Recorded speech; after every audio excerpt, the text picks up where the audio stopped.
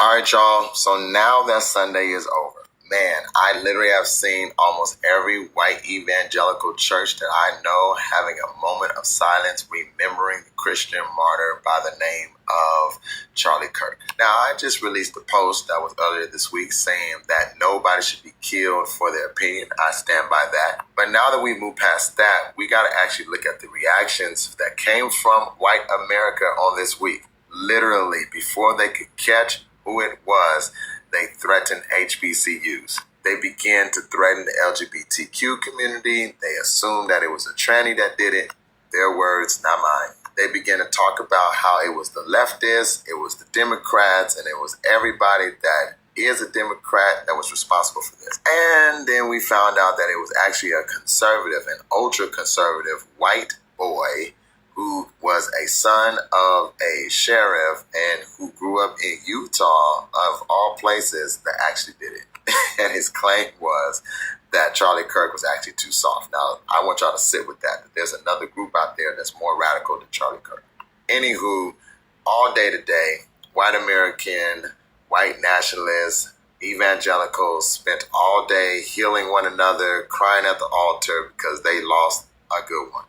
Now, the reason why I'm taking this post is because I need everybody to listen up, and I mean listen up quickly. You may not know it, but the war has begun. Stephen Miller, who is one of the chief authors of Project 2025, and he's one of the high-ranking workers in Trump's administration, also declared on Fox News that he and his powers to be will do whatever they need to do to be able to de-radicalize the left. He literally used language saying that he doesn't care how it happens, that even if it's declared an insurrection, they will make sure that they handle us.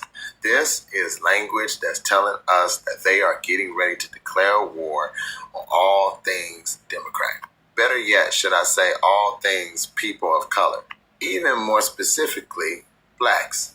Now, I told everybody when they were coming for our Hispanic brothers and sisters that we needed to prepare ourselves because eventually the white man was going to work his way to hating us again. And here we are. Now, there is a ray of sunshine because there are more whites that are actually calling out these BS than it was in the 40s, 50s, and 60s. However, I just need every black man out there, every black woman out there. This is not the time for you to get arrested, not the time for you to be seen out past dark, not the time for you to get into it with a Kevin or a Karen. I want everybody to use wisdom because they're about to be tripping. These pickup trucks with the American flag flying out the back, yeah, they about to be tripping. And I'm telling y'all, after they got their little shot in the arm from hearing whatever message they heard from their God today in these multiple pulpits crying at their altar, they about to come out gassing. And this is the reason why we will never celebrate the life of Charlie Kirk. Even though I hate that he was assassinated, this is the kind of hatred he was spewing and building all across the country when he was going from campus to campus. And I want you to pay attention to every white evangelical that took the time out to say the great things and to praise him and to honor his life and to, I don't care if they're your workout buddy. I don't care how kind they've been to you. On the inside, they align themselves with this racist rhetoric that came from Charlie Kirk. They too are racist. So, black folks, I want you guys to come on inside. Come from outside. I want you to go ahead and detach yourself. I want you to go ahead and come on inside to where it's safe because they about to be tripping. Remember, I told everybody that if a year from now that we are facing civil war or the beginning of it, that Charlie Kirk's assassination was for sure going to be the turning point. Oh, Turning Point USA, that's interesting. And his wife is definitely going to lead the charge. Y'all be safe out there. All right, praying for y'all.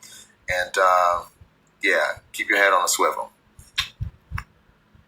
All right.